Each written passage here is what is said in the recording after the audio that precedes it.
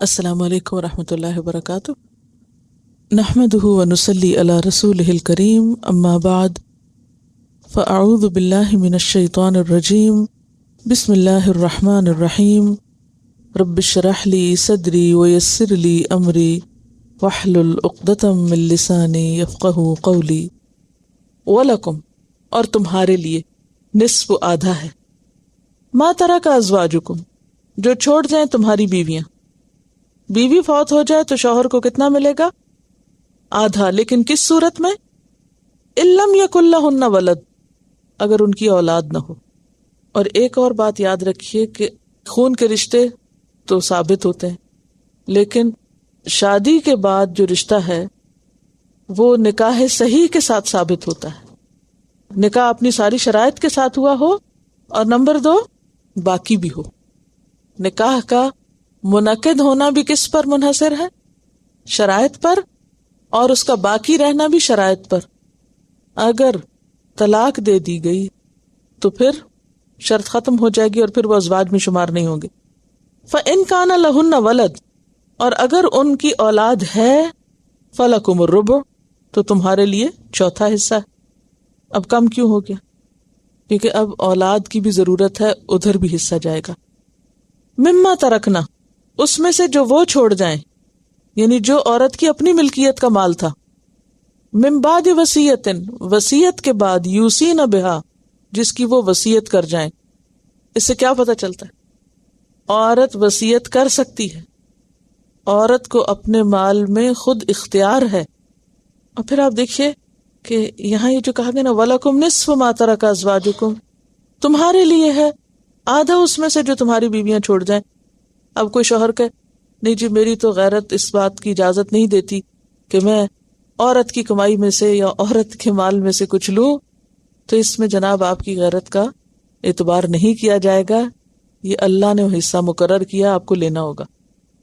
کیونکہ بعض معاشروں میں کسی چیز کو رکاوٹ بنا لیا جاتا ہے، کسی معاشرے میں کوئی اور رواج، کوئی اور فیشن، کوئی اور ایسی چیز آرٹ بنا لی جاتی ہے جس میں ہم پھر اپنی خواہشات یا اپنے خیالات یا اپنی عقل کے مطابق شریعت کے احکام کو بدلنے لگتے ہیں، تو اس کی اجازت نہیں ہے۔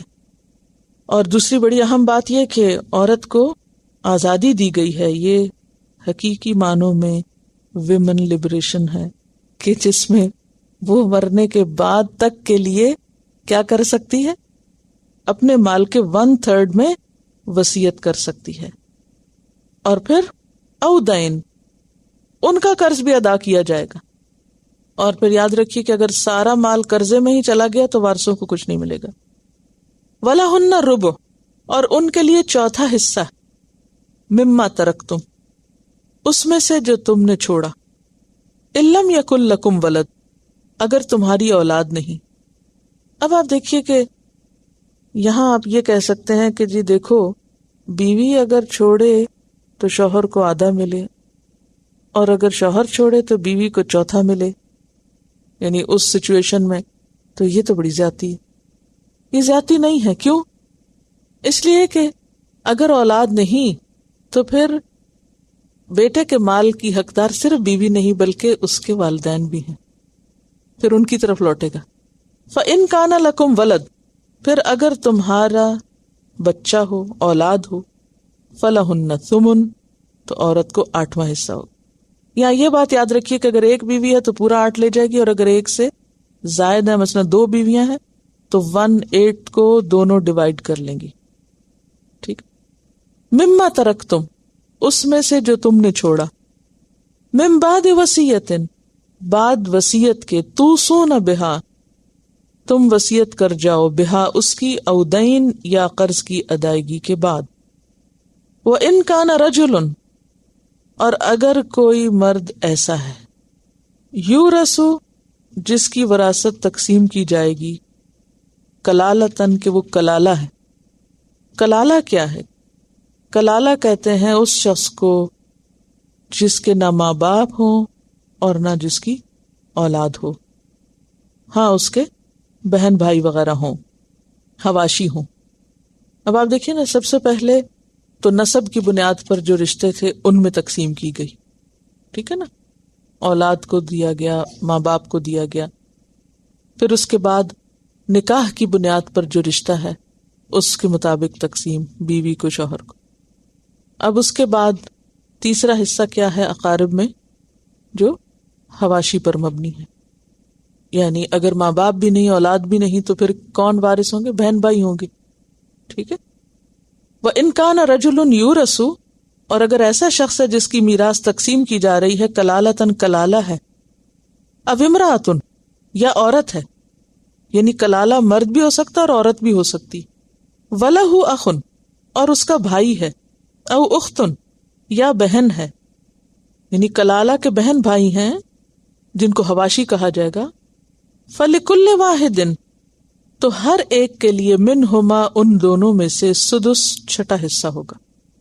اب یہاں بھی تقسیم مرد اور عورت کے بیچ میں برابر کی ہے. سمجھ رہے؟ لڑکا ہو یا لڑکی یا دونوں ہو تو دونوں کو کیا ملے گا؟ 1/6 ملے گا. تو اس سے بھی کیا پتہ چلتا کہ جینڈر کی بنیاد پر تقسیم نہیں کی گئی کہ کوئی بس عورت ہے تو اس کو فوراً آدھا کر دو. ٹھیک ہے. فَإِن كَانُوا أَكْثَرَ اور اگر وہ زیادہ ہوں، یعنی ایک بہن اور ایک بھائی نہیں ہے، اگر تو ایک بہن اور ایک بھائی ہے تو پھر کیا ہے؟ 1/6 ہوگا، ہر ایک کا برابر کا ہوگا. اور اگر زیادہ ہے تو پھر کیا کیا جائے؟ فَهُمْ شُرَكَاءُ فِي الثُّلُثِ وہ سب شریک ہوں گے 1/3 میں. ٹھیک ہے، یعنی 1/3 ان کا ہوگا اور باقی پھر دوسری طرف. من بعد وصیت اس میں بھی وصیت پوری کی جائے گی، یوصی بہا جس کی وصیت کی جائے، او دین یا قرض کی ادائیگی کے بعد، غیر مضار نہ نقصان دیا جائے، کسی کو بھی نقصان نہ پہنچایا جائے. اس کا تعلق کس سے ہے؟ کلالہ سے ہے یا سب سے ہے؟ سب کے ساتھ ہے. کسی کو بھی نقصان نہ دیا جائے، کسی کو بھی ضرر نہ پہنچایا جائے. کیسے؟ مثلا مرنے والا اپنے مال میں 1/3 سے زیادہ وصیت کر دے تو وہ کیا ہوگا؟ وارث کو محروم کرنے والی بات ہے. عموماً یہ کب ہوتا ہے؟ کلالہ کے کیس میں زیادہ ہوتا ہے نا، کہ جب ماں باپ نہیں ہوتے، اولاد نہیں ہوتی، تو بہن بھائیوں سے عموماً بنتی نہیں. تو اس میں انسان کیا چاہتا ہے کہ میں پھر کہیں اور ہی دے ڈالوں، تو وہ 1/3 سے زیادہ کی وصیت کر دے، تو یہ ضرر پہنچانا ہے. ٹھیک ہے. وصیت من اللہ یہ وصیت ہے اللہ کی طرف سے. اور وصیت کس کو کہتے ہیں؟ تاکیدی حکم. تاکیدی حکم ہے اللہ کی طرف سے، یعنی اس میں کسی انسان کا اپنا اختیار نہیں، یہ اللہ کا فیصلہ ہے. واللہ علیم حلیم اور اللہ علم والا ہے، حلم والا ہے. یہاں پھر علیم صفت استعمال ہوئی ہے، لیکن اس کے ساتھ ایک نئی صفت ہے حلیم، حلم والا. حلم کس کو کہتے ہیں؟ پیچھے پڑھ چکے ہیں آپ. بردبار. بردبار کیا ہوتا ہے؟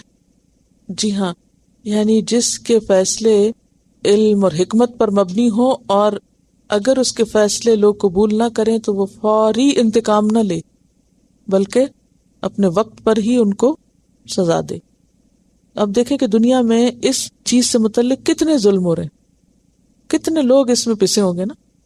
ہر گھر کا ایک الگ قصہ ہوگا، یا نہیں؟ شاید ہی کوئی گھرانہ ایسا ہو کہ جس میں اس قدر انصاف کیا جائے.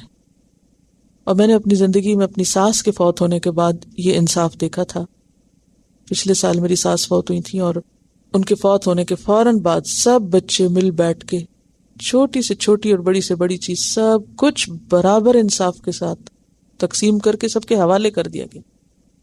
یعنی چھوٹی سی چھوٹی چیز جو تھی اس میں بھی کوئی ناانصافی نہیں ہوئی. اور یہ صرف اس صورت میں ممکن ہوا کہ جب ان کے بچوں میں سے ایسے بچے موجود تھے کہ جو سب کو پکڑے ہوئے تھے. ادھر ادھر نہیں ہونا، یہ اللہ کی طرف سے مقرر ہے. اور اگر ہم اپنی ماں کی خیر خواہی چاہتے ہیں تو اس میں صرف انصاف کے ساتھ ہوگی. لیکن ادروائز کیا ہوتا ہے؟ کوئی فوت ہو جائے اور اگر کوئی کہہ بھی دے، اور عموماً رشتہ داروں میں سے کوئی نہ کوئی کچھ کہہ رہا ہوتا ہے، تو پھر وہ بات بنتی نہیں. تو یہاں پر کیا ہے؟ یہ اللہ کی طرف سے وصیت، اور اللہ علم والا، یعنی اگر کوئی نافرمانی کرتا ہے تو یہ نہیں ہوتا کہ اگر کسی نے یتیم کا مال ہتھیا لیا یا کسی بہن بھائی کے مال پہ غصب کر لیا تو فوراً نہیں ان کی پکڑ ہو جاتی. آپ نے یہ نہیں دیکھا ہوگا کہ اگر کسی نے ظلمن کسی کا مال ہتھیا لیا تو اگلے ہی دن خود پکڑ ہو گئی اس کی. نہیں، وہ دنیا میں بعض اوقات پھلتے پھولتے بھی نظر آتے ہیں. ایسا ہوتا ہے نا کہ کسی نے آپ کا مال ہتھیا لیا آپ کی مرضی کے بغیر، اور آپ کو تکلیف بھی ہے اور آپ اس کو کچھ کہہ بھی نہیں سکتے، اور وہ دنیا میں خوب پھل پھول بھی رہا ہے، اور آپ کے دل میں بار بار یہ خیال آتا ہے کہ اس نے تو ظلم کیا ہے، یہ کیسے اتنی ترقی کر رہا ہے. علیم حلیم، حلیم ہے وہ جس نے پکڑنا ہے. وہ فوری نہیں پکڑتا، وہ مہلت دیتا ہے بندوں کو کہ شاید وہ باز آ جائیں. تو اس آیت سے بہت سی باتیں ہمیں پتہ چلتی ہیں. پہلی بات تو یہ کہ وراثت کے معاملے میں انسان کو کوئی اختیار نہیں، یہ اللہ کی تقسیم ہے، اللہ کی طرف سے طے شدہ حصے. پھر اسی طرح یہ بات بھی کہ عورت بھی اسی طرح با اختیار ہے اپنے مال کے معاملے میں جس طرح کوئی بھی اور مرنے والا. اور پھر اللہ تعالیٰ کے فیصلے علم و حکمت کے ساتھ حلم پر مبنی بھی ہیں کہ ظلم اور زیادتی کرنے والوں کو فوراً نہیں پکڑتا. یہاں ایک بات بیان نہیں ہوئی اور وہ ہے مخنث کا حصہ. تو اس کی تقسیم کیسے ہوگی؟ یہ نہیں کہ اس کو محروم کر دیا جائے گا. اگر اس کے اندر لڑکوں والی علامات زیادہ ہیں تو پھر لڑکوں والا حصہ اس کو ملے گا، اور اگر لڑکی والی علامات ہیں تو پھر اس کی طرف. اور بعض اوقات اس کا تعین بڑا ہی مشکل ہوتا ہے، تو اس میں پھر اور آگے انویسٹیگیشن کے ساتھ معاملہ طے ہوگا. اچھا، یہاں میں آیت نمبر 7 سے 14 تک دوبارہ ایک دفعہ سے خلاصہ کرتی ہوں تاکہ آپ کا مائنڈ کلیئر ہو جائے. نمبر 1، وراثت کی تقسیم کا علم علم المیراث یا علم الفرائض کہلاتا ہے. یہ علم جو اس وقت آپ نے حاصل کیا یہ کون سا علم ہے؟ علم الفرائض یا علم المیراث. نمبر 2، اس علم کا سیکھنا فرض کفایہ ہے. اگر کچھ لوگ سیکھ لیں تو باقی سب سے فرض ادا ہو جائے گا. اس موقع پر میں آپ سے یہ گزارش کرنا چاہوں گی کہ اگر آپ کے بچوں میں سے کسی کا میتھمیٹکس اچھا ہے، کیونکہ یہ سارا تقسیم در تقسیم جو حساب سے متعلق ہے، یا آپ کا اپنا میتھس اچھا ہے، تو کوشش کر کے آپ اس کو باقاعدہ سیکھیں یا کسی کو سکھوا دیں. ضروری نہیں کہ آپ کہیں مفتی بن کے بیٹھیں یا آپ کہیں باقاعدہ کسی قانونی ادارے میں بیٹھ کے لوگوں کو آپ مشورے دیں. خاندانوں کے اندر، رشتہ داروں کے اندر، برادری کے اندر والنٹریلی آپ اپنے اس علم کو لوگوں کے لیے استعمال کر سکتے ہیں کہ کہیں بھی کوئی ایسی چیز ہو تو آپ ان کو تقسیم کر کے بتا سکتے ہیں، اور یہ ایک بہترین صدقہ جاریہ ہوگا. یعنی یہ علم جو ہے علم الفرائض میں سے اگر آپ اس علم کے ذریعے کسی کو فائدہ پہنچاتے ہیں تو یہ آپ کے لیے ایک بہت بڑی نیکی ہوگی، کیونکہ اس پر انحصار ہے لوگوں کی عاقبت کا، آخرت کا. تو آپ ان کو مدد دے رہے ہیں کس میں؟ ان کی آخرت سنوارنے میں. کیونکہ جہالت لا علمی میں لوگوں کو پتہ ہی نہیں تو کہ انہیں کیا کرنا چاہیے. آپ صلی اللہ علیہ وسلم فرمایا تھا کہ سب سے پہلے یہ علم اٹھے گا، یعنی لوگ اس کو بھلائیں گے، فراموش کریں گے نا. حقوق اللہ میں سے نماز کے بارے میں آتا ہے کہ جماعت کے ساتھ نماز جو ہے اس کو لوگ ضائع کریں گے، اور علوم میں سے یہ علم پہلے اٹھے گا. تو اس موقع پر میں آپ سے گزارش کروں گی کہ جس کسی کو تھوڑا سا حساب کتاب اچھا آتا ہے اسے چاہیے کہ وہ اس کو باقاعدہ ایفرٹ کے ساتھ سیکھ لے تاکہ لوگوں کی مدد کر سکے. پھر اس کے بعد تیسری بات یہ کہ میراث میں صرف مردوں کا حصہ نہیں بلکہ عورتیں بھی حصے دار ہیں. دور جاہلیت میں صرف بڑے بیٹے کو حصہ ملتا تھا، لیکن اسلام نے للرجال کے ساتھ للنساء بھی کہا. چوتھی چیز، کتاب و سنت میں جن وارثوں کے حصے مقرر کیے گئے ہیں ان کو ذوی الفروض کہا جاتا ہے، یعنی فرض والے. فرض کی جمع ہے فروض، اور ذو کا کیا مطلب ہوتا ہے؟ والے. یعنی جن کے حق ہیں اللہ نے بتا دیے، قرآن میں بتا دیے، نبی صلی اللہ علیہ وسلم نے اپنی سنت میں بتا دیے، یعنی مقرر حصے والے. حصے والے، ٹھیک ہے. ذوی الفروض کی ادائیگی کے بعد، یعنی ذوی الفروض کو دینے کے بعد باقی کس کے پاس جائے گا؟ عصبہ کے پاس جائے گا. اب اس میں آپ نے دیکھا ہوگا نا، مثلا بیٹی ایک ہے، اس کا آدھا ہے، تو باقی آدھا کدھر جائے گا؟ ذوی الفروض کے بعد جو بچے گا وہ عصبہ کے پاس جائے گا. عصبہ کیا ہے؟ عصبہ سے مراد وہ وارث ہیں جو کہ اصحاب الفروض کے نہ ہونے کی صورت میں میت کے وارث ہوتے ہیں. ٹھیک ہے، اصحاب الفروض کے نہ ہونے کی صورت میں میت کے وارث. سب سے پہلے اسبہ اولاد سے دیکھا جائے گا، پھر اوپر کی طرف سے، پھر چچاؤں میں سے، پھر ان کے بیٹوں میں سے۔ اگر میت کے اسبہ بھی نہ ہو، یعنی کسی کے قریبی رشتہ دار یعنی اصحاب الفروض بھی نہیں، نہ ماں باپ ہے، نہ اولاد ہے، نہ بیوی ہے، اور بیوی کے لیے شوہر نہیں، یہ اصحاب الفروض ہے نا قرآن نے جن کے حصے بتائے، جن آیتوں میں آپ نے پڑھے، تو پھر کیا ہوگا؟ اسبات کو چلا جائے گا۔ اگر وہ بھی نہیں ہے تو اس صورت میں پھر ذوی الارحام کو جائے گا، ٹھیک ہے؟ یعنی اگر میت کے اسبہ بھی نہ ہو تو میت کی میراث اس کی بیٹیوں اور بہنوں اور بھتیجوں کی اولاد اور اخیافی بہن بھائیوں۔ اخیافی کون ہوتے؟ بہن بھائی تین طرح کے ہوتے ہیں، ایک ہوتے ہیں عینی سگے جس کو بولتے ہیں، ماں باپ ایک ہی ہیں، ایک ہوتے ہیں علاتی عین لام الف تے یہ جو باپ کی طرف سے ہوتے ہیں، یعنی باپ ایک ہے ماں فرق ہے۔ اچھا، تیسرے ہیں اخیافی جو ماں کی طرف سے ہوتے ہیں، یعنی جن کی ماں ایک ہے، یعنی ستیلوں کی دو قسمیں ہیں نا۔ پھر ماموں، خالہ اور چچوں کی اولاد، یہ سب ذوی الارحام کہلاتے ہیں۔ اس سے یہ بھی پتہ چلتا ہے کہ رشتہ دار میں ذوی الارحام کون کون ہے، اور پیچھے جن کے بارے میں اللہ سے ڈرنے کا حکم دیا گیا تھا، واتقوا اللہ الذی تساءلون بہ والارحام، یعنی ماں باپ کے علاوہ، بہن بھائیوں کے علاوہ پھر بہنوں کی اولاد جو ہے اور بیٹیوں کی اولاد جو ہے، یعنی نواسے نواسیاں یا پھر بھتیجوں کی اولاد جو ہے، یہ ذوی الارحام ہے، یا ماموں ہے یا خالہ ہے، پھر ان کی طرف پھر جائے گا، ٹھیک ہے۔ پھر اسی طرح یہ ہے کہ وراثت کی تقسیم زندگی میں نہیں ہو سکتی، وراثت مرنے کے بعد بھی ہوگی، کیونکہ مرنے کے بعد مال متروکہ ہوتا ہے نا۔ ہاں زندگی میں ویسے ہبہ کرنا چاہیں، کچھ دینا چاہیں دے دیں۔ پھر ایک اور بات یہ ہے کہ جس کی وراثت تقسیم ہو رہی ہو اس کی موت کے وقت تمام ورثاء کا زندہ ہونا ضروری ہے، یعنی وارث کا زندہ ہونا ضروری ہے۔ اگر وارث مر چکا ہے، مثلاً ایک بیٹا فوت ہو گیا، تو اس بیٹے کا حصہ نہیں ہوگا اب، سمجھ گئے؟ وارث کا اگر میت کے فوراً بعد یا کچھ عرصے کے بعد انتقال ہو، جیسے وہ ایکسیڈنٹ کی مثال آپ کو دی تھی میں نے، تو وہ بھی وراثت کا حقدار ہوگا، چاہے چند لمحے بعد کوئی فوت ہو یا چند لمحے زندہ رہ کے کوئی فوت ہو۔ میراث ہر حال میں تقسیم ہونی چاہیے، خواہ کم ہو یا زیادہ ہو۔ وراثت کا قانون ہر طرح کے مال پر لاگو ہوگا۔ ہر طرح کا مال کون سا ہے؟ کیش، کائن، پراپرٹی، برتن، استعمال کی چیزیں، سونا، چاندی، بھیڑ بکریاں، یعنی مال کی کوئی بھی قسم جو آپ کہیں، سب تقسیم ہوگی۔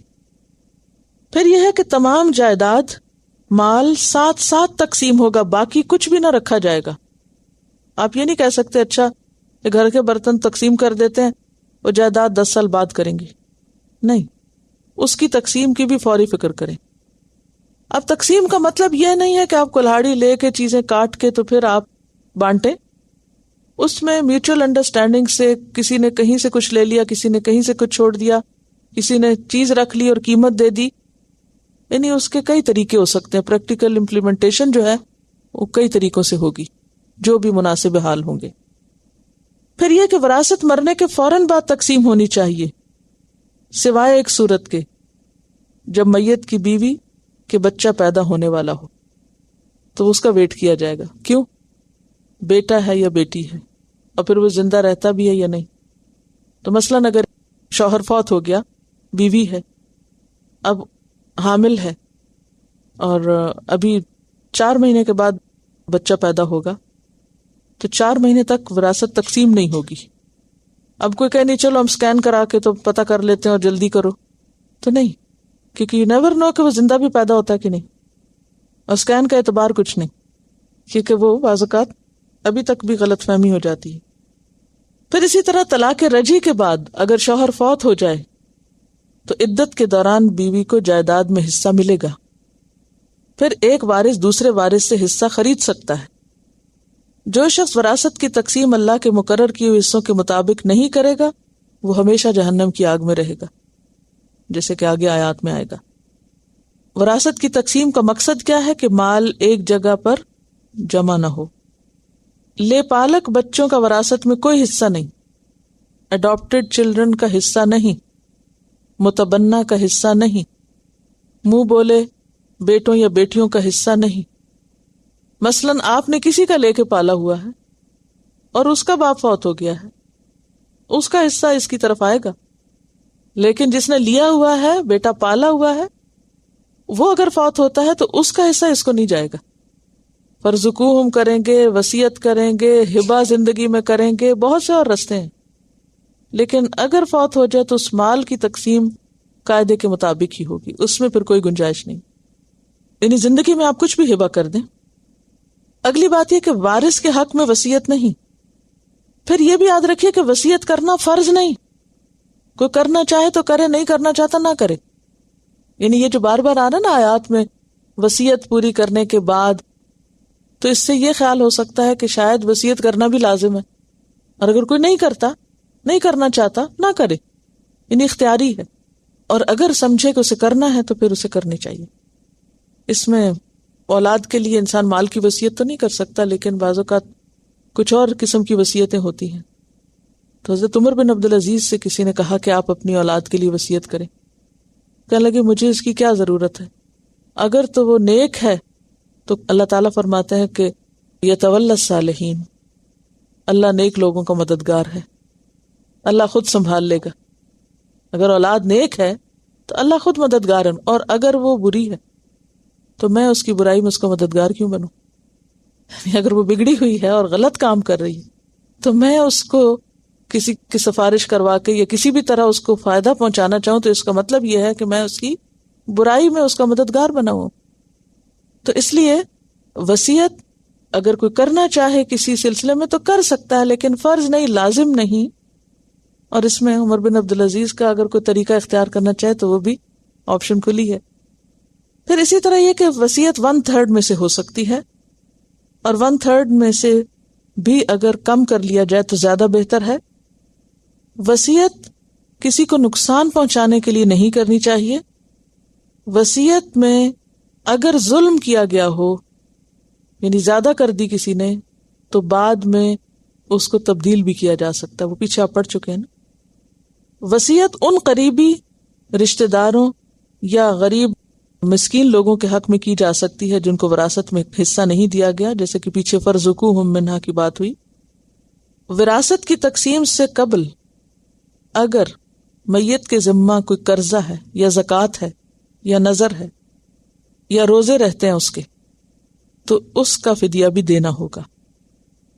نماز کا ذکر نہیں آتا لیکن روزوں کا فدیہ ہے، کفارہ ہے نا۔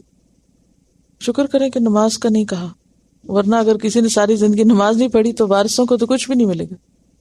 حج بدل ہو سکتا ہے اگر اس پہ فرض تھا تو۔ اب اس میں آپ دیکھیے کہ مجھے اچھی طرح یاد ہے کہ کسی خاتون نے مجھے ایک فتویٰ دکھایا تھا جس میں نمازوں کا فدیہ کسی نے کیلکولیٹ کر کے دیا ہوا تھا، اور وہ میرے خیال ہے 15 لاکھ تھا یا کتنا تھا، میں دیکھوں گی، مجھے اب زبانی یاد نہیں، لیکن لاکھوں میں تھا وہ، کیونکہ انہوں نے زندگی میں ایک نماز بھی نہیں پڑھی۔ تو انہوں نے سارا حساب کیا پچھلا کہ کتنے جمعے قضا ہوئے، کتنی عیدیں قضا ہوئیں، کتنی فرض نمازیں قضا ہوئیں۔ تو وہ ہم سے ریکنفرم کرنے آئے تھے کہ کیا یہ واقعی ہوتا ہے۔ تو چونکہ قرآن و سنت میں کوئی ایسا حکم نہیں کہ کوئی مر جائے تو پھر اس کے نمازوں کا کفارہ نکال کے تو پھر تقسیم کیا جائے، تو اسی لیے پھر وہ مشکل ہوگی میرے لیے کہ یہ کہتی ہیں کہ نمازوں کی قضا نہیں اور نمازوں کا فدیہ نہیں، کفارہ نہیں۔ تو بات یہ کہ جس چیز پر کوئی نص نہیں، روزے کا تو فدیہ ہے نا، کیا ہے فدیہ روزے کا؟ ہاں، ایک مسکین کا کھانا ہے۔ زکوٰۃ تو ہے نا، کتنی ہے؟ جو صاحب نصاب ہو اس کے مال پہ، یعنی 40واں حصہ، یعنی 2.5۔ لیکن نماز کا تو ذکر نہیں۔ اللہ تعالیٰ بھول تو نہیں سکتے کہ بھول سکتے؟ نہیں بھول سکتے، کہیں لکھا ہی نہیں، کہیں نہیں آیا کہ اگر کسی نے نمازیں نہیں پڑھی تو وراثت تقسیم ہونے سے پہلے آپ اس کے نمازوں کو کفارے میں اتنے لاکھ نکال دیں۔ پھر اس کے بعد مرنے والے کی وراثت میں سے سب سے پہلے اس کا کفن دفن ہوگا، پھر اس کے بعد قرضہ ادا ہوگا، پھر وصیت پوری ہوگی، اور پھر اس کے بعد تقسیم شروع ہوگی۔ لڑکے کا حصہ لڑکی سے دگنا ہوگا کیونکہ لڑکے پر معاشی ذمہ داریاں زیادہ ہیں۔ غیر شادی شدہ اگر میت ہو تو والدین کا حصہ میت کے بہن بھائیوں کی صورت میں متاثر ہوگا. اگر سلبی اولاد نہ ہو یعنی اپنا بیٹا بیٹی نہیں تو اس صورت میں پوتے پوتیاں شریک ہو جائیں گے. ٹھیک. صحیح مسلم کی روایت ہے آپ صلی اللہ علیہ وسلم نے فرمایا اگر کوئی شخص وصیت کرنا چاہتا ہے تو اسے 2 راتیں بھی اس حال میں نہیں گزارنی چاہیے کہ اس کی وصیت اس کے پاس لکھی ہوئی موجود نہ ہو. تو اس سے کیا پتہ چلتا ہے کہ اگر مثلاً اس نے کسی کا بچہ لے کے پالا ہوا ہے اور اس بچے کے ماں باپ بھی کوئی نہیں ہے, کسی ہوم سے لے آیا, کہیں کوئی ان نون بچہ ہے, وہ اس کا وارث نہیں بنے گا. اب اگر وہ چاہتا ہے کہ وہ اس کی کیئر کرے تو کیا کرے؟ وصیت لکھنی چاہیے نا, حق بنتا نا, تو اس کو لکھ دینی چاہیے, پھر فوراً لکھنی چاہیے, ڈیلے نہیں کرنی چاہیے. اسی طرح مثلاً اگر آپ کے پاس ایک بڑی لائبریری ہے اور آپ کی اولاد میں سے کوئی بھی پڑھنے لکھنے والا نہیں, تو کیا کرنا چاہیے؟ چھوڑ دے کہ بچے ردی میں کتابیں بیچ دیں. وصیت کر دینی چاہیے کہ یہ میری لائبریری فلاں ادارے کو دے دی جائے. اور آپ دیکھیں کہ کتنے نان مسلمز نے اس طرح اپنی لائبریریز اور اس طرح کی اپنی چیزیں جو ہے مختلف یونیورسٹیز کو, لائبریریز کو انہوں نے ڈونیٹ کی ہوئی ہیں. تو اگر آپ سمجھتے ہیں کہ آپ کے مال میں سے کچھ چیزیں ایسی ہیں کہ جو آپ کی اولاد اس کو صحیح استعمال نہیں کرے گی, رول جائیں گی ضائع, مثلا کوئی ایسی مشین ہے کوئی نہیں گھر میں چلا سکتا, وہ اونے پونے بیچیں گے, تو بہتر نہیں آپ کسی اسپتال کو خود ڈونیٹ کر دیں, یا تو زندگی میں کر دیں یا مرنے کے بعد 1/3 کے اندر آتی تو وہ کر لیں. باقی ماندہ میں کیا ہوتا ہے عام طور پہ چھوٹی موٹی گھر کی چیزیں ہوتی ہیں تو وہ پھر بیٹھ کے تقسیم کر لیں. تلک حدود اللہ, یہ سب کیا ہے؟ اللہ کی حدود. ومن یطع اللہ ورسولہ, اور جو اللہ اور اس کے رسول کی اطاعت کرے گا, یدخلہ جنات, وہ اس کو باغوں میں داخل کرے گا, جنتوں میں داخل کرے گا, تجری من تحتها الانہار, جن کے نیچے نہریں بہ رہی ہوں گی, خالدین فیہا, جن میں وہ ہمیشہ رہیں گے, وذالک الفوز العظیم, اور یہ بہت بڑی کامیابی ہے. اس موقع پر یہ آیت اس لیے بیان کی گئی کہ عموماً انسان دنیا میں ناجائز طور پر کسی کے گھر پہ قبضہ کر لیتا ہے اس کے فوت ہونے کے بعد, یا کسی کے مال پہ قبضہ کر لیتا ہے, یا یتیم کا مال ہڑپ کر لیتا ہے. ایسے لوگوں کو کیا بتایا گیا کہ جب تم حقداروں کو ان کا حق لوٹا دو گے تو اس کا فائدہ کیا ہوگا؟ تمہارے لیے اس کے بدلے میں جنت ہے. جو اللہ اور اس کے رسول کی اطاعت کرے گا اس کے لیے جنتوں کے باغ ہیں, اور یہ بہت بڑی کامیابی ہے. یہاں کامیابی کا ذکر کیوں ہے؟ اس لیے کہ جب انسان دنیا میں کوئی کیس جیت لیتا ہے, چاہے وہ جھوٹا مقدمہ ہو, تو وہ کیا سمجھتا ہے؟ میں جیت گیا, میں نے کیس جیت لیا, وہ فلاں پراپرٹی میری ہو گئی, حالانکہ وہ اس کی نہیں تھی, زبردستی اس نے ہتھیا لی, تو وہ سمجھتا وہ کامیاب ہے. کامیاب نہیں ہے. کامیاب وہ ہے جو آخرت میں کامیاب ہے. اور فوز کا لفظ جو ہے یہ نفع کے لیے آتا ہے, پروفٹ کے لیے, کہ اصل نفع کا سودا تو اس شخص نے کیا ہے جسے آخرت میں سب کچھ مل جائے. اور پھر آپ یہاں دیکھیے کہ اس وراثت کے قانون کی پابندی کو اللہ نے حدود سے تعبیر کیا ہے کہ یہ اللہ کی حدود ہے. تل کا کیا ہے؟ اسم اشارہ. تو کس چیز کی طرف اشارہ کیا جا رہا ہے؟ مشارن الیہ کیا ہے؟ جتنے بھی پیچھے احکام گزرے ہیں, تو مواریث کو اللہ نے کس میں قرار دیا؟ حدود اللہ میں. جو نافذ کرے گا ان کے لیے فائدہ ہے. اور نافذ کرنے سے مراد کیا ہے؟ ہر حقدار کو اس کا حق لوٹانا. یعنی اللہ کی حدود کی پابندی سے مراد کیا ہے؟ حقداروں کو حق لوٹانا. یہاں یعنی اس سے مراد یہ ہوگا. اور پھر انجام کیا ہے؟ ابدی کامیابی, ہمیشہ کی کامیابی. وَمَن يَعْصِ اللَّهَ, اور جو نافرمانی کرے گا اللہ کی, وَرَسُولَهُ, اور اس کے رسول کی, وَيَتَعَدَّ حُدُودَهُ, اور وہ توڑے گا اس کی حدود کو, يُدْخِلْهُ نَارًا, وہ اس کو آگ میں داخل کرے گا. اب یہاں پر کون سی حدود کا ذکر ہے؟ یہی حدود یعنی مواریث کی بات ہے, میراث کی تقسیم کی بات ہے. اور حدود کس کی جمع ہے؟ حد. حد کیا ہوتی ہے؟ دو چیزوں کے درمیان ایک لکیر. اور لکیریں کس لیے ڈالی جاتی ہیں؟ ڈویژن کے لیے, تقسیم کے لیے. تو اس لکیر کو کراس نہیں کرنا. وہ باؤنڈریز جو ہیں, آپ دیکھیں نا, ذرا امیجن کریں, کسی کی زمین ہے بہت بڑی, کئی ایکڑز, فوت ہو گیا, اولاد نے کیا کیا؟ تقسیم کی. تقسیم کے بعد عام طور پر کیا ہوتا ہے پھر؟ باؤنڈری والز بنتی ہیں، عموماً ایسے ہی ہوتا ہے نا. ہر ایک اپنے حصے کو کیسے سیکیور کرتا ہے؟ باؤنڈری والز کے ساتھ. اب آپ کی باؤنڈری وال 1 ایکڑ کی تھی، اس سے آگے دوسرے بھائی کی زمین ہے، بھائی چلا گیا باہر، آپ نے دیکھا وہ تو آ نہیں رہا، اپنی دیوار توڑی اور باؤنڈری کراس کی اور دوسرا ایکڑ بھی اپنے میں ملا لی. اس کو حدود توڑنا کہتے ہیں. یا اسی طرح بینک بیلنس تھا، اس کو غلط طریقوں سے ہتھیا لیا. تو یہ تمام چیزیں اس میں آتی ہیں. اور جو اس کی حدود توڑے گا یدخلہ نارن، اس کو آگ میں داخل کرے گا. یہ باؤنڈری والز توڑنا اور یہ لکیریں مٹانا.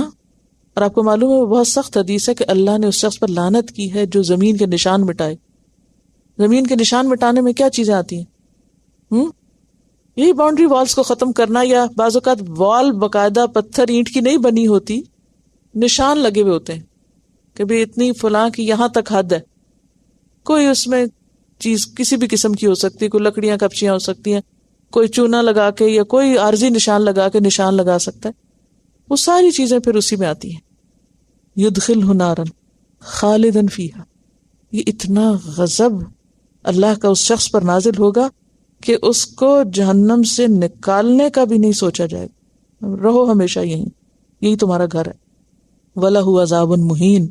اور اس کے لیے رسوا کرنے والا عذاب. مہین کا لفظ جو ہے ہے واو نون سے ہے، بے قدر کرنے والا، توہین آمیز، ذلیل و رسوا کرنے والا. اور ایسا عذاب 2 چیزوں پر مشتمل ہوتا ہے، ایک جسمانی عذاب اور ایک ذہنی عذاب. عذاب مہین 2 چیزوں پر مشتمل ہوتا ہے، جسمانی اور قلبی، نفسی. مثلا مثال دیں، جسمانی عذاب میں کیا ہے؟ چلے آخرت کو چھوڑے، دنیا میں کسی کو جسمانی ٹارچر دیا جا رہا ہے، مار رہے ہیں یا کسی بھی طرح ضرب لگا رہے ہیں یا کوئی اذیت پہنچا رہے ہیں. لیکن اس کے ساتھ قلبی اور ذہنی عذاب کیا ہوتا ہے؟ مینٹل ٹارچر بھی. چھوٹی سی مثال سے سمجھاؤں گی. مثلا آپ دیکھیں کہ چھوٹے بچے ہوتے ہیں نا، بالکل چھوٹے، تو 7ویں دن ان کا ختنہ کر دیتے ہیں، تو ان کو اس کی کون سی تکلیف ہوتی ہے؟ جسمانی. لیکن اگر یہی ختنے بڑے ہو کر کیے جائیں، مثلا 15 سال کی عمر میں کسی کے کیے جائیں، تو صرف جسمانی نہیں ہوگی، مینٹل ٹارچر بھی ساتھ ہوگا. ٹھیک ہے نا؟ کیوں؟ شعور بیدار ہو گیا نا. تو جب انسان کا شعور بیدار ہو جاتا ہے نا، تو جسمانی تکلیف ذہنی تکلیف کا سبب بھی بن جاتی ہے پھر، تو وہ مینٹل ٹارچر بھی ساتھ ہو جاتا ہے. یہاں جو انہیں جہنم میں پھینکا جائے گا، وہاں آگ میں جلنا تو ہے ہی، اس کے ساتھ ساتھ اللہ تعالیٰ کی ڈانٹ بھی پڑے گی، ناراضگی بھی ہے، توہین بھی ہے. اور پھر آپ دیکھیں ایک اور انداز، دونوں آیتوں کو سامنے رکھیں.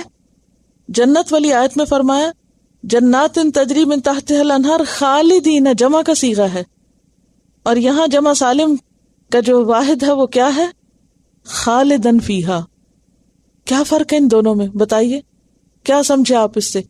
جنت میں سارے مل جل کر رہیں گے، سارے مل جل کر رہیں گے، ایک کمپنی ہوگی، ایک پارٹی ہوگی، ایک انجوائمنٹ ہوگی، ایک دوسرے سے ملتے جلتے رہیں گے، مل جل کر انجوائے کریں گے. لیکن تکلیف انسان کو اکیلے سہنی پڑتی ہے، چاہے اس کے ساتھ 4 اور بھی گئے ہوئے ہیں. دیکھیں نا، جنت میں 4 گئے تو چاروں کٹھے ہیں، مل کے انجوائے کر رہے ہیں. جہنم میں 4 گئے تو ہر ایک الگ الگ اپنے چیمبر میں بند ہوگا، تنہا ہوگا. تنہا 2 طرح سے ہوں گے لوگ جہنم میں. نمبر 1، جیسے کہ سورۃ الہمزہ میں آتا ہے، انہا علیہم مؤصدہ فی عمد ممددہ، کہ آگ ان پر چھائی ہوگی، بڑے بڑے ستونوں میں وہ بند ہوں گے. یعنی آپ یوں سمجھے جیسے الگ الگ اوون ہیں یا الگ الگ چیمبرز ہیں، اور ہر ایک کو جلایا جا رہا ہے اور وہ اس چیمبر میں الگ کھڑا ہے. کوئی کسی کی چیخ پکار نہیں سنے گا، کوئی کسی کا حال نہیں پوچھے گا، کسی کو کسی کی فکر نہیں ہوگی، کسی کو کسی کی یاد نہیں ہوگی. یہ بالکل ایسے ہی ہوتا ہے. ذرا انسان بیمار ہو تو کیا ہوتا ہے اس کا حال؟ اس کو سب کی بھول جاتی ہے، اس کو اپنی ہوتی ہے، پھر میرا کیا ہو رہا ہے. تکلیف کے وقت میں انسان ویسے بھی تنہا ہوتا ہے. تو جہنم میں 2 طرح کی تنہائی ہے، آئسولیشن، فزیکلی بھی اور مینٹلی بھی، کہ انسان پاس ہوں گے بلکہ وہ ایک دوسرے پر لعنت کریں گے. آپ کو معلوم جہنم میں لوگ ایک دوسرے پر لعنت کریں، وہ چیخے گا وہ اس کو لعنت کرے گا، چپ کرو تمہاری چیخوں نے میری تکلیف اور بڑھا دی. کوئی کسی کو دیکھنا بھی نہ چاہے گا کیونکہ شرمندگی ہے. دنیا میں ذرا کسی کے ساتھ کوئی تکلیف ہوتی ہے تو انسان اس کو چھپاتا ہے کہ نہیں لوگوں کو پتہ چلے گا تو بےزتی کی بات. تو جہنم میں بےزتی بھی ہے، آئسولیشن بھی ہے، جلنے کا عذاب بھی ہے، اور اللہ کی ناراضگی بھی ہے. اب آپ خود سوچیں کہ کتنے ہی لوگ چند ٹکوں کی خاطر، تھوڑی سی جائیداد کی خاطر اپنی آخرت کس طرح برباد کر رہے ہیں. کوئی شک ہے اس آیت میں؟ اور یہ کسی کافر کے لیے کہی جا رہی ہے، یہ کسی مشرک کے بارے میں کہی جا رہی ہے، یہ کسی منافق کے بارے میں کہی جا رہی ہے، یہ ان لوگوں کے بارے میں کہی جا رہی ہے جو ایک طرف کلمہ پڑھتے ہیں اور شاید نمازیں پڑھتے ہوں اور شاید بڑے بڑے دین کے کام کرتے ہوں، اور دوسری طرف لوگوں کو حق سے محروم کرتے ہوں. قرآن پاک میں جہنم کے جو عذاب کی ہمیشگی ہے اس میں ابداً کا لفظ 3 بار آیا. سورۃ النساء میں، سورۃ الاحزاب اور سورۃ الجن میں 3 دفعہ آتا ہے الا طریق جہنم خالدین فیہا ابدا، خالدین فیہا ابدا، خالدین فیہا ابدا. یہاں پر صرف خالدن فیہا آیا ہے جو ایک طویل عرصے تک سزا کی طرف اشارہ ہے، اور ابدا کس کے لیے ہے؟ کفر اور شرک والوں کے لیے، یعنی ہمیشہ ہمیشہ کی سزا جس کو کہا جاتا ہے. تو یہ آیات قرآن پاک کی سمجھنے کے اعتبار سے بھی، مضمون کے اعتبار سے بھی کچھ مشکل آیات ہیں، لیکن اس کے ساتھ ساتھ انجام کے اعتبار سے اور نتیجے کے اعتبار سے بہت سخت آیات ہیں. آپ دیکھیں کہ اتنی چیزیں آپ نے پیچھے پڑھی ہیں، کسی چیز کی خلاف ورزی پر اتنی سخت سزا نہیں سنائی گئی جس طرح وراثت کی غلط تقسیم پر یا تقسیم نہ کرنے پر یا اس معاملے میں کسی کے ساتھ بھی کچھ زیادتی کرنے پر سنائی گئی ہے. تو اس لیے بہت ضروری ہے کہ اس کے بارے میں صحیح طور پر اویئرنیس ہو. باقی یہ جو ڈیٹیلز ہیں جن کے بارے میں آپ شاید تھوڑا چاہتے ہو کہ آپ کو بتائی جائیں، تو اس میں صرف کسی ایک پہلو کو سامنے رکھ کے تقسیم نہیں کیا جا سکتا. ہوتا یہ ہے کہ جب کوئی فوت ہوتا ہے نا تو جو تقسیم کرنے والا تھا وہ کئی قسم کے سوال پہلے پوچھتا ہے. کب فوت ہوا، اس کے فوت ہونے کے وقت کون کون زندہ تھا، بہن بھائی ہیں، ماں باپ ہیں، اولاد ہیں، اگر وہ نہیں تو اور کون کون ہے. پھر یہ کہ کیا کیا چھوڑ کے گیا، موویبل پراپرٹی کون سی ہے، اموویبل کون سی ہے، ان ساری چیزوں کا حساب کر کے، انہیں سارا کچھ ایک جگہ اکٹھا کر کے اور سارے لینے والوں کا بھی ایک جگہ حساب کر کے پھر اس کے بعد اس کی تقسیم کی جاتی ہے. یہ باقاعدہ ایک علم ہے، صرف ایک کلاس میں جس کا احاطہ نہیں کیا جا سکتا. یہاں جو اصل مقصود تھی وہ کیا تھی کہ نمبر 1 اس پر ہم سب توجہ کریں، اور اگر خاندان میں کہیں ظلم زیادتی ہو رہا ہے تو اچھے طریقے سے اس کو دور کرنے کی کوشش کریں. نمبر 2 اگر زبان سے نہیں بھی کہہ سکتے تو کیسٹ یا کاغذ پر لکھ کر ان چیزوں کو آگے پاس آن کریں. اگر آپ اپنی لکھائی میں لکھ کے دیں گے نا تو وہ سب بلیم آپ کو کریں گے کہ آپ کا اپنا مقصد ہے نا بیچ میں، کیونکہ آپ کا حصہ ہے اس لیے آپ یہ سب کچھ کر رہی ہیں. تو اپنی نیت اللہ کے لیے خالص کر لیں. اپنے حصے کی بجائے میں سمجھتی ہوں کہ اگر سامنے والے کو جو ظالم ہے اس کی مدد کریں اور اس کو ظلم سے نکالیں، اور خالص نیت کے ساتھ کہ اس کی عاقبت برباد نہ ہو. اگر آپ سنسیریٹی کے ساتھ انشاءاللہ بات کریں گے تو امید ہے آپ کی بات اثر بھی کرے گی اور دوسرے اس کو پازیٹیولی لیں گے. تو جب ہم دوسروں کی بھلائی کے لیے سوچیں گے تو انشاءاللہ اللہ تعالی ہمارے لیے بھلا فرمائیں گے. میں یہ سوچ رہی تھی کہ اللہ تعالیٰ نے تو کہا کہ یہ سب تقسیم کرو، لیکن ہم جب بہت زیادہ غیر ضروری چیزیں اکٹھی کر لیتے ہیں تو اپنے وارثوں پہ کتنا بوجھ ڈال کے جا رہے ہیں. یہ آپ کا ہوم ورک ہے، اپنی اپنی چیزوں پہ جا کے آپ کو نظر ڈالنی ہے، ٹھیک ہے، کہ آپ نے وارثوں کو تقسیم کے لیے کتنا مکلف کیا ہے. یعنی کیا کیا سامان آپ کا ایسا ہے جو آپ کبھی کھولتے ہی نہیں، اٹھاتے ہی نہیں، دیکھتے ہی نہیں، نظر بھی نہیں ڈالتے، میرے پاس ٹائم نہیں ہے. تو وہ کون گن سمیٹے گا، کس کے لیے چھوڑ رہے ہیں. اس سے پہلے کہ کوئی اور اس کو اٹھائے اور دیکھے اور کہے کہ یہ کیا جمع کر رکھا تھا اور یہ کیا، کیونکہ ایک تقسیم کے موقع پر میں موجود تھی اور جب چیزیں الماریوں سے اور بکسوں سے اور پیٹیوں سے نکل رہی تھیں تو وہ مرنے والے کے لیے کمپیریزمنٹ بھی ہوتی ہے نا. دیکھیں آپ کی زندگی میں کوئی آپ کی الماری کھولے جا کے، ہاں، کوئی آپ کے بیڈ روم میں چلا جائے، آپ کی کبرڈ کھولے، پسند کریں گے آپ؟ تو جب آپ کھولیں تو دیکھیں کہ اگر میں چلی گئی تو یہ اوروں نے کھولنی ہے، کیا نکلے گا اس میں سے، کیا کیا بچا کے رکھا ہوا ہے. تو جو واقعی ضرورت کا ہے اس کو تو بچا کے رکھیں، اور جو بیکار کی چیزیں بے وجہ دل کی ڈھارس باندھنے کے لیے رکھی ہوئی ہیں اور کباڑ خانہ جمع کیا ہوا ہے، اس کو اپنے ہاتھوں ہی صاف کر لیں تو اچھا. وآخر دعوانا ان الحمد للہ رب العالمین. سبحانک اللہم وبحمدک نشہد ان لا الہ الا انت نستغفرک ونتوب الیک. السلام علیکم ورحمۃ اللہ وبرکاتہ.